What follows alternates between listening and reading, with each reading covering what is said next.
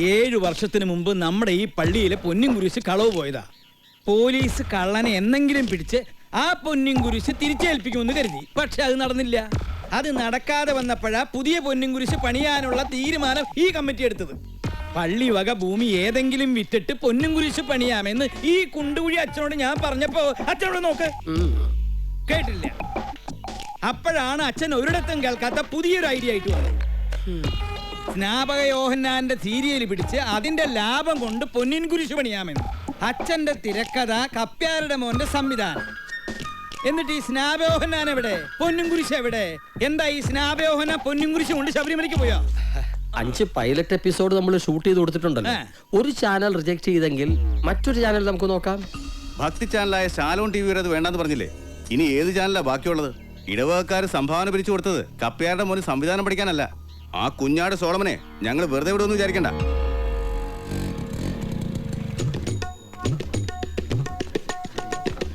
അച്ഛന് തല്ല് കിട്ടിയോ? ഇല്ലില്ല, ഇപ്പൊ കിട്ടും. ഒന്ന് മൂപ്പിച്ചു കൊടുത്തേക്കാം. സോളമൻ എന്നെ സ്നാപക യോഹന്നാനാക്കെന്ന് പറഞ്ഞപ്പോ ഇയാളാ വേണ്ടെന്ന് പറഞ്ഞത്. സീരിയൽ വെളിച്ചം കാണാത്തതിന് സംവിധായകനായ സോളമന് മാത്രം കുറ്റം പറഞ്ഞ കാര്യമില്ല.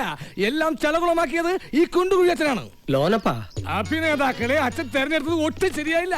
കള്ളന്റെ ലുക്കുള്ള ഇവനെ പിടിച്ച് യേശു ക്രിസ്തുവാക്കുമ്പോൾ ഓർക്കണമായിരുന്നു. വ്യക്തിപരമായ ആക്ഷേപം പാടില്ല. വ്യക്തിപരമായ ആക്ഷേപം പാടില്ലെങ്കിൽ നിന്റെ കുടുംബത്തെ ആക്ഷേപിക്കടാ. എന്ത് നല്ല റോള് കിട്ടാത്ത ചൊരുക്കി എന്നോട് തീർക്കല്ലോ ലോനപ്പാ. അതെടാ ചൊരുക്ക് തന്നെയാ. ലോനപ്പാ, എന്തേട്ടോ കൊണ്ടുപോക്കി കാണിക്കരുത്. ഇല്ലേട്ടോ, യോഹന്നാന്റെ വേഷമോ തന്നില്ല.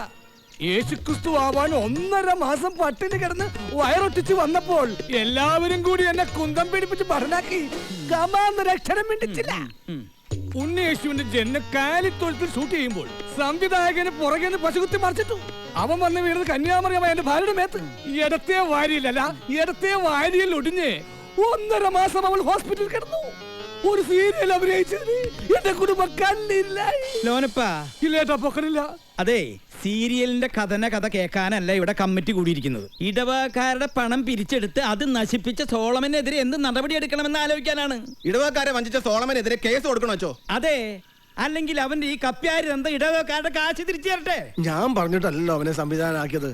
അത് ഈ കമ്മിറ്റിക്കാരുടെ ഭൂരിപക്ഷ തീരുമാനമല്ലായിരുന്നോ? താൻ അങ്ങനെ അങ്ങോട്ട് ഒഴിഞ്ഞു മാറാൻ നോക്കണ്ട. തന്നെയും തന്റെ മോനെ കുത്തിന് പിടിച്ച് കാശ് വാങ്ങിക്കാൻ ഞങ്ങൾക്കറിയാം. ഇട്ടിച്ചായ, നിങ്ങൾ തമ്മിലുള്ള വ്യക്തിവൈരാഗ്യം കമ്മിറ്റി കാണിക്കരുത്. കാലം ഇത്രയായില്ലേ, പഴയ കഥയൊക്കെ വിട്ടുകളയിട്ടിച്ചായ. മേരിക്കുട്ടിയെടുത്ത് ഇപ്പൊ കപ്പ്യാരുടെ ഭാര്യയാണ്, 3-4 പിള്ളേർ തള്ളയാണ്. എന്നിട്ട് ഇട്ടിച്ചായ പഴയ ലവ് സ്റ്റോറിയും പറഞ്ഞ് വില്ലൻ കളിക്കരുത്. ഇത്തരം കാര്യങ്ങൾ കമ്മിറ്റിയിൽ ചർച്ച വേണ്ട. പറയട്ടെ അച്ചോ, എനിക്കത് നാണക്കേടൊന്നുമില്ല. ഞാൻ സ്നേഹിച്ച പെണ്ണിനെ കല്യാണത്തിന്റെ തലേന്ന് തട്ടിക്കൊണ്ടുപോയി ഈ കപ്പ്യാര് കല്യാണം കഴിച്ച കഥയൊക്കെ ഈ ഇടവകയിലെ ഓരോ മണൽത്തരിക്കും അറിയാം. എന്നിട്ട് ഇപ്പൊ ഇയാളുടെ പേടിത്തൊണ്ടൻ മകൻ എന്റെ മകളുടെ പുറകെ നടന്ന് നിരന്തരം ശല്യം ചെയ്യുക. അവനോടെല്ലാം നിർത്തിക്കൊള്ളാൻ പറ. ഞങ്ങളുടെ പെങ്ങടെ പുറകെ വന്ന് നടന്ന ആ കുഞ്ഞാട് ഇനിയും വെറുതെ തല്ലുകൊണ്ട് നാറും.